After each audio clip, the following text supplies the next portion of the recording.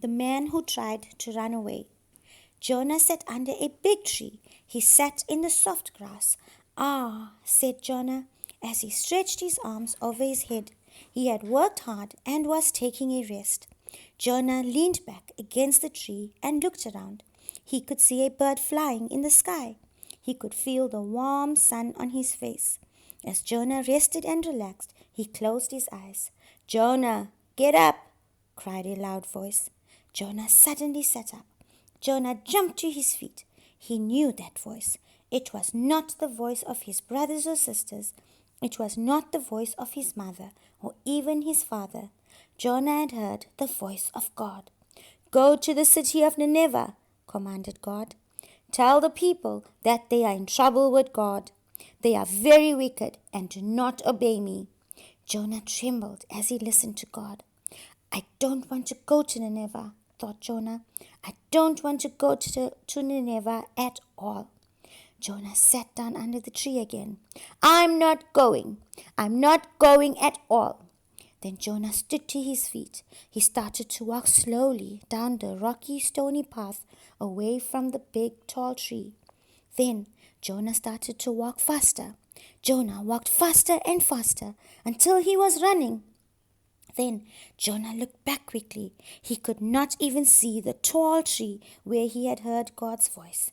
"I am going to run away," cried Jonah as he ran and stumbled over rocks and sticks. "I'm going to run away from God. I do not want to go and preach to the mean and wicked people of Nineveh. They might hurt me. I do not want to obey God." He said to himself, "I will not have to obey God if I run away from Nineveh." Jonah began to run again. He ran until he came to the city of Joppa.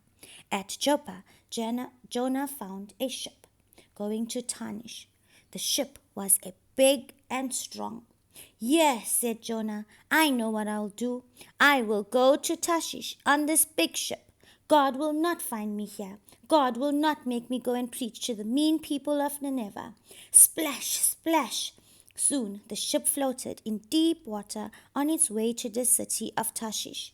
Jonah was tired from running. He went down inside the ship and fell asleep. Whoosh, wham! Suddenly a big wave hit the ship. The wind started blowing very hard. The wind howled and roared. High waves beat on the ship. Whoosh, wham! Another wave and another hit the ship. All the men on the ship were afraid. It was a very bad storm. "Oh no!" cried one man. "The ship is going to break apart." One big man rushed down inside the ship. He shook Jonah. "Wake up! Wake up! Ask your God to help us," cried the big man. "The ship is going to break." Jonah rubbed his eyes. What?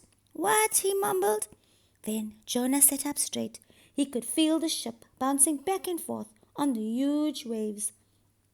"Oh," thought Jonah, "I did not run fast enough. God has found me." Jonah stood to his feet as all the men on the ship gathered around him. Jonah held onto a post to keep from falling. Everyone knew that God had made the storm. They knew that Jonah was trying to run away from God. "What should we do?" asked the men. "Take me up," yelled Jonah, "and throw me into the sea. God has made the storm because I did not obey him." The men did not want to throw Jonah into the splashing, swishing, crashing water. They tried and tried to row the ship to land. "It's no use," cried one man. "Don't drown us." The men began to pray. "Please don't drown us because of Jonah." The ship just kept tossing in the giant waves. Finally, the men picked up Jonah.